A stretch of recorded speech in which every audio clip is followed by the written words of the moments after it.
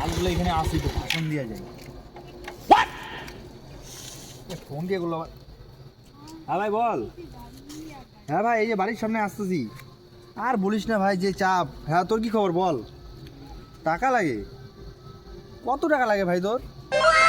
ঠিক আছে তুই বাড়িতে যা আবার চাবিটা নিয়ে নে আমার মার থেকে। নিয়ে কয় টাকা লাগে তুই বাড়ি করে নিয়ে যা। পয়সা কি অভাব নাকি? মাত্র এই পকেট ভর্তি টাকা আছে ভাই আমার কাছে। তুই যে নিয়ে আয়, ঠিক আছে? আর লাগলে আমাকে পরে ফোন করিস। হ্যাঁ ঠিক আছে। হ্যাঁ লাগলে আর ফোন করিস, পয়সা দিব না, আর অসুবিধা নাই। ঠিক আছে।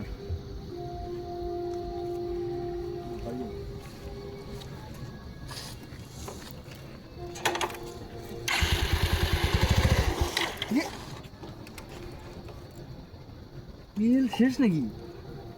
সব বোনাস রে, এখন কি হবে? এখন আর কি এত তো ঠেলে ঠেলে মনে যেতে হবে রে। না ঠেলে ঠেলে যাই। মালগুলার সামনে বেইজ্জত হয়ে গেল, ভাষণ মারতে আসছিলাম এখন বেইজ্জত হয়ে বাড়ি যেতেছি।